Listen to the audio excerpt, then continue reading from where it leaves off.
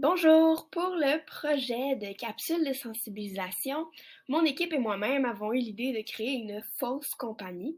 C'est une compagnie qui aide la communauté LGBTQ+ au niveau légal et dans cette situation fictive, nous lançons un nouveau projet pour célébrer les 5 ans de notre compagnie. Bonjour et bienvenue à tous. Donc aujourd'hui, nous fêtons nos 5 ans, les 5 ans d'LGBTQ Loi. Nous allons vous présenter dans cette capsule notre nouveau projet. Le déroulement de la rencontre va se passer comme suit. Nous allons commencer par présenter le nouveau projet sur lequel nous allons travailler pour célébrer les 5 ans de notre compagnie. Par la suite, les membres qui travaillent sur ce dit projet vont chacun à leur tour faire une courte présentation. Ensuite, nous allons donner crédit à la source d'inspiration qui nous a permis de venir avec l'idée de ce projet-là. Ensuite, nous allons faire le tour de quelques petites définitions qui vont nous aider à être sur la même longueur d'onde, avoir le même vocabulaire et pouvoir lancer des discussions riches et enrichissantes. Par la suite, nous allons présenter les pistes de solutions que nous allons élaborer à l'aide de ce projet. Et nous allons finir le tout avec une conclusion. Évidemment, à la toute fin, il y aura une bibliographie où vous pourrez aller fouiller si vous voulez plus d'informations.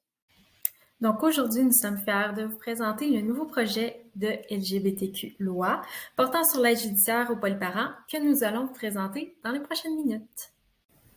Bonjour, je suis Marianne Kéry, directrice de l'organisme. J'utilise le pronom elle et je m'identifie au genre féminin.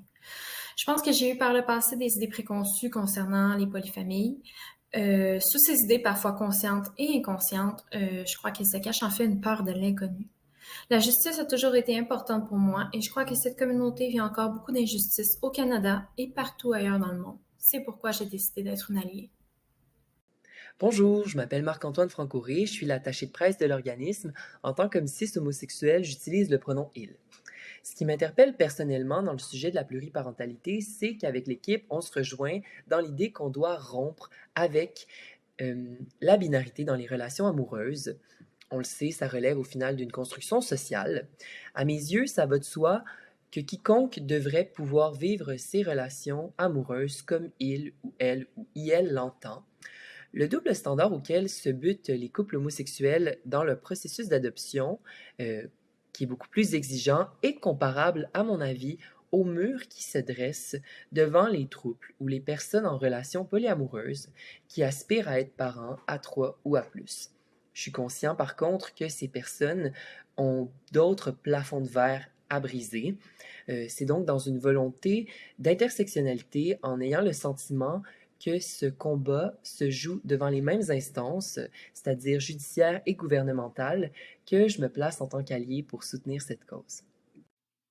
Donc, moi, c'est Gaëlle Laguna, sexologue. J'utilise le pronom elle et les accords au féminin. Je suis une personne non-binaire pansexuelle et je suis aussi une immigrante de la France.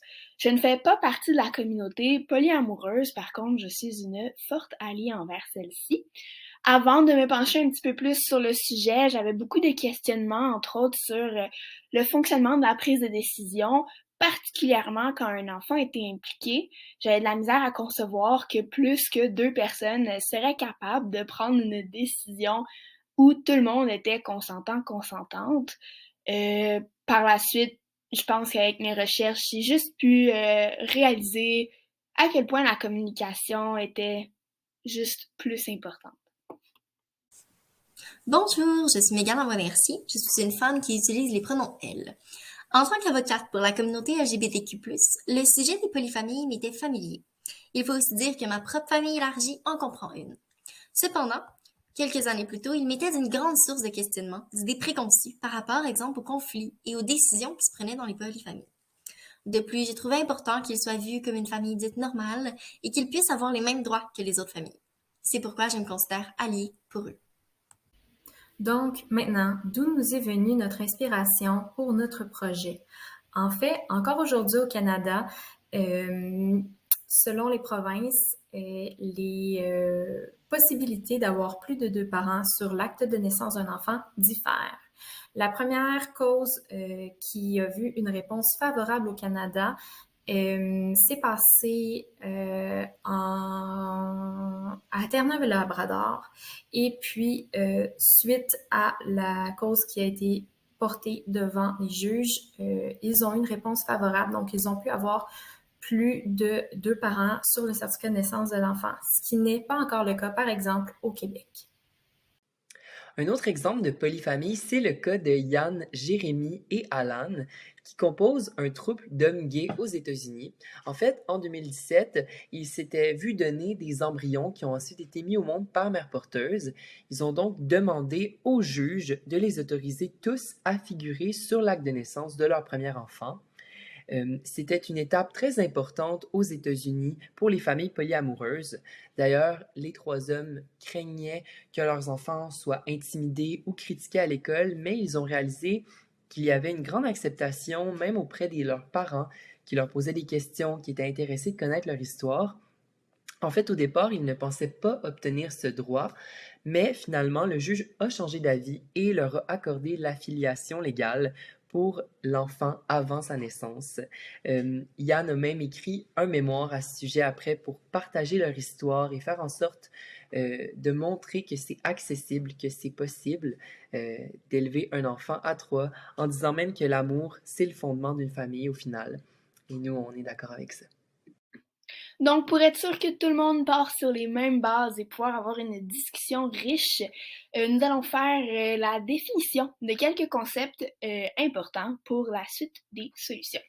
Donc, pour commencer, le polyamour, c'est un mode relationnel où une personne peut être attirée romantiquement et ou sexuellement par plus qu'une personne.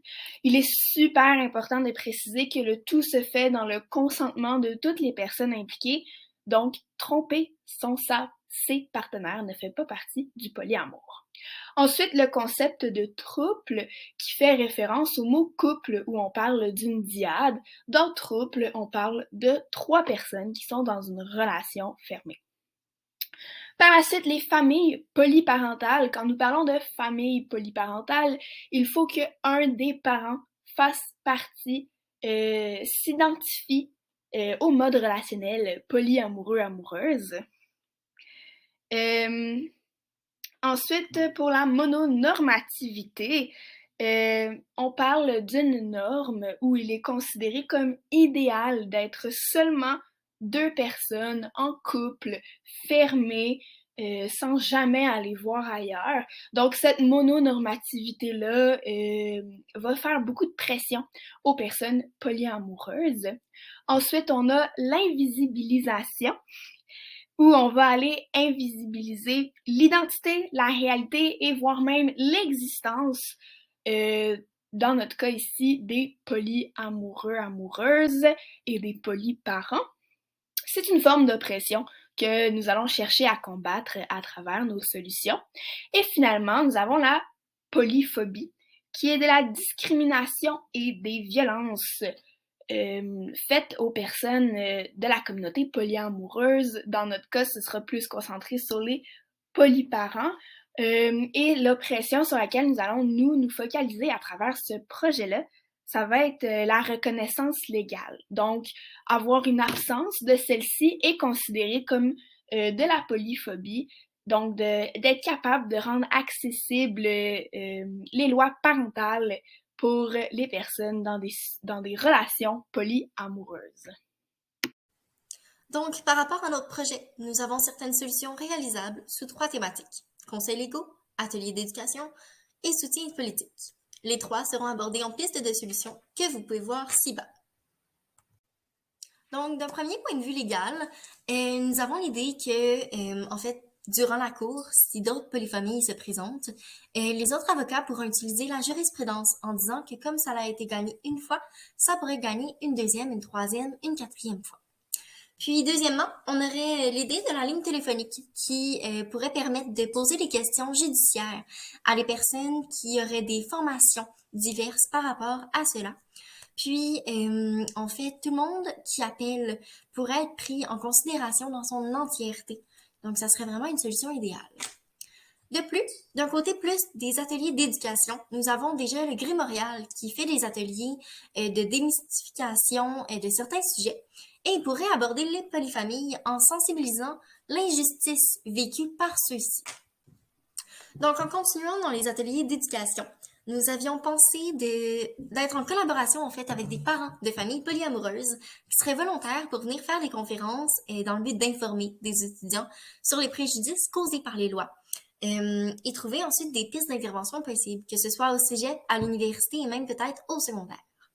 De plus, en faisant ça, nous pourrions aussi offrir des formations personnelles enseignants et même aux parents pour arrêter de dire des phrases comme quand t'auras un petit chum ou une petite blonde, pour arrêter vraiment de mettre ça monogame. Donc, on essaie aussi de plus sensibiliser pour les relations avec le consentement, avec le plaisir et vraiment la diversité.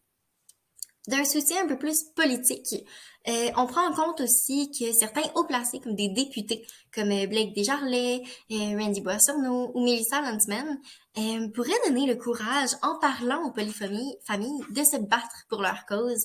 Et ça ferait en sorte que les polyfamilles ne se sentiraient pas seules, parce que comme ils sont hauts placés, ils ont du pouvoir. De plus, on pourrait dire aussi que l'État pourrait soutenir les relations.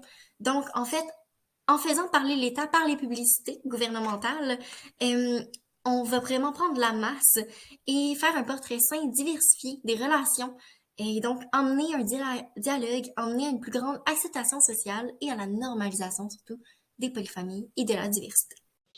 Voilà, c'est ce qui conclut notre présentation de capsules de sensibilisation pour le projet qui célèbre les 5 ans d'LGBTQ Loi. L'égalité paraît peut-être loin, même hors de portée, mais vous nous soutenez en agissant. Vous êtes vecteurs et vectrices de changement. Nous tenons à vous remercier pour votre écoute et votre appui, de croire en notre projet et en nos idées qui, nous pensons, amélioreront la condition des familles polyamoureuses. Merci de faire de ce monde un endroit plus juste où éventuellement la loi de l'amour prime.